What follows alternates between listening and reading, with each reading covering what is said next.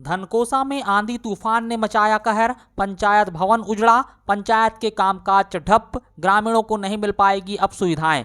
मंगलवार की शाम को कटंगी क्षेत्र में आए तेज आंधी तूफान ने जमकर तबाही मचाई है। बुधवार को भी तय नहीं हो पाया कि कहां कितना नुकसान हुआ है। इस बीच जनपद पंचायत कटंगी की ग्राम धनकोसा में काफी नुकसान होने की जानकारी सामने आई है। यहां पर कई साल पुरानी ग्राम पंचायत की इमारत का 40% हिस्सा तूफान से बर्बाद हो गया। पंचायत की छत उखड़ गई, जिससे बारिश का पानी अंदर गिरा और पंचायत के दस्तावेज, कंप्यूटर, प्रिंटर, टीवी सहित अन्य उपकरण खराब हो गए। पंचायत के बगल में ही स्थित सरकारी उचित मूल्य की दुकान की छत भी उड़ गई, जिससे दुकान में रखा कुछ अनाज पानी में भीग गया। सरपंच श्रीमती जयशीला ने बताया कि पंचायत भवन में बैठकर काम करना अब मुमकिन नहीं है। उन्होंने बताया कि पंचायत की हालत को देखते हुए भवन के नवनिर्माण के लिए लगातार अधिकारियों से पत्राचार किया गया। विधायक गौरव सिंह पारधी को भी आवेदन देकर नई इमारत का निर्माण करवाने की मांग रखी गई, लेकिन सिर्फ कोरा आश्वासन ही मिला।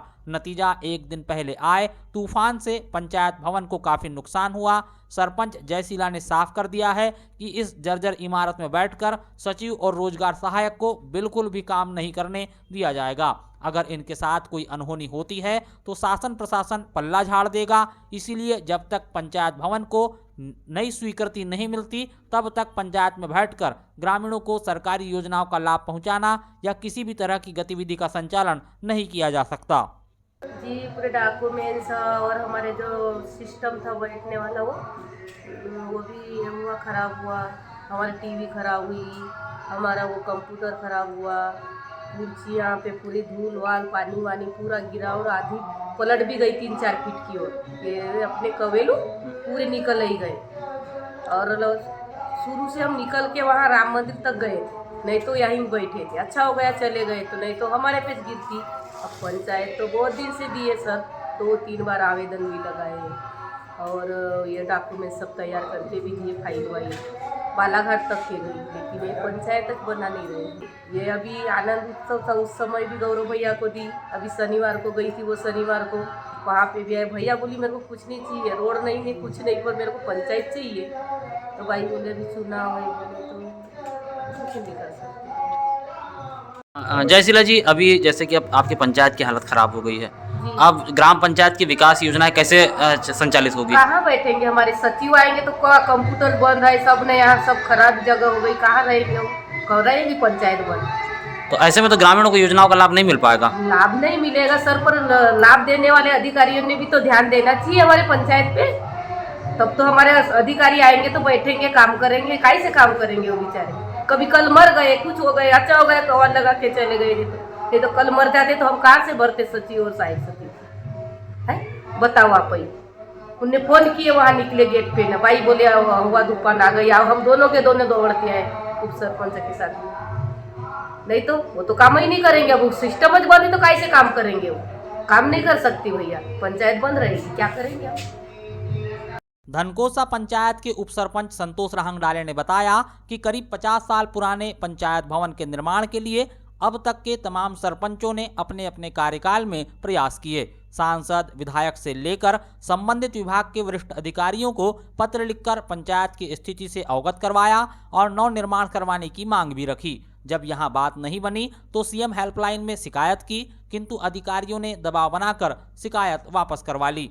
भाजपा से ताल्लुक रखने वाले संतोष रहंगडाले ने अपनी ही पार्टी के विधायक गौरव सिंह पारधी पर पंचायत की तरफ ध्यान नहीं देने का आरोप लगाया है। उन्होंने यह भी कहा कि चुनाव जीतने के बाद सांसद पंचायत की सूद लेने के लिए नहीं आते। विधायक शिकायत और समस्याओं को अनसुना कर देते हैं। विधायक कहते हैं कि धनकोसा के ग्रामीणों ने हमें वोट नहीं दिया, इसलिए धनकोसा पंचायत को कोई सहयोग नहीं किया जाएगा। धनकोसा पंचायत में तमाम तरह की समस्याएं हैं। जनपद पंचायत कटंगी सीईओ को इन समस्याओं से अवगत कराने के बाद भी वह ध्यान नहीं देते।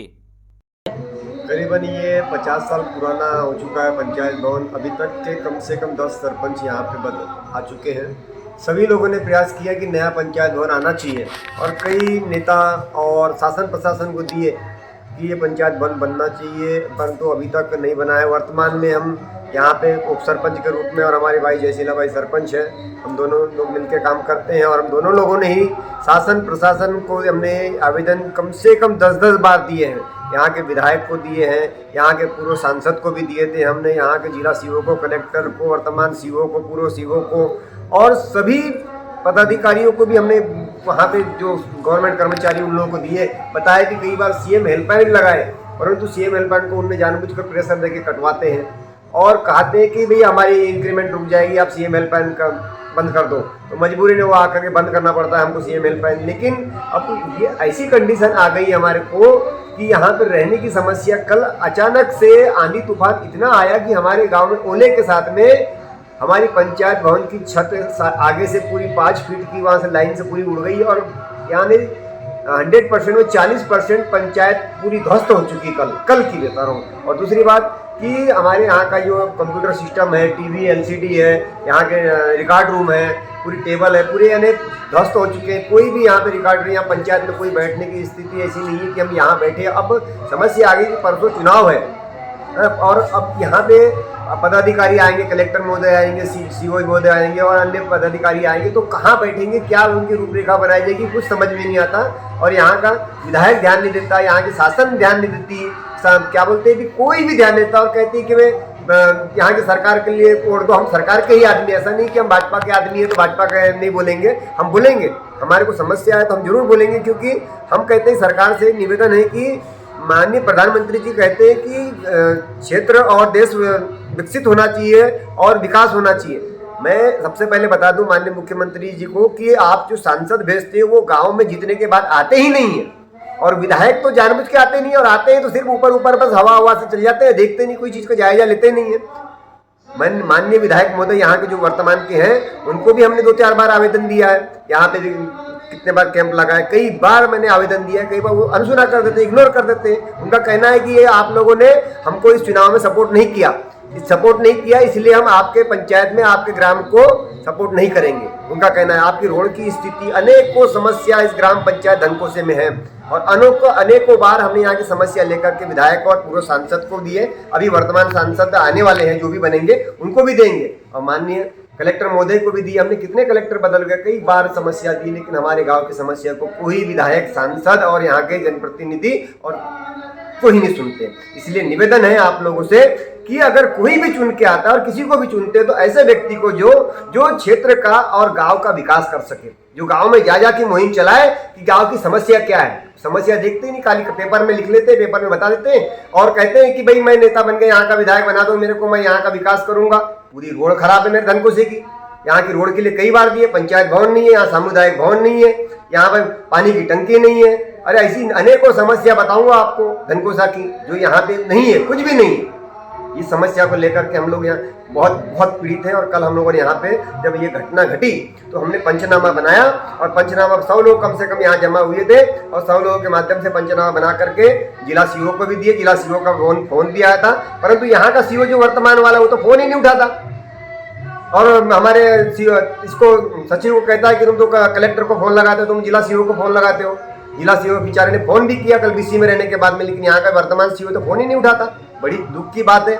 एडीएम महोदय कभी गांव में आते नहीं देखने के लिए, यहाँ के पदाधिकारी आते नहीं। सीओ की समस्या बहुत सारी है। यहाँ के सचिव महोदय को 2-2 जगह का प्रभार है, वो आते ही नहीं समय पे। ऐसी अनेकों समस्या लेकर ग्राम पंचायत झेल रहा है। हम बहुत पीड़ित है, बहुत दुखी है।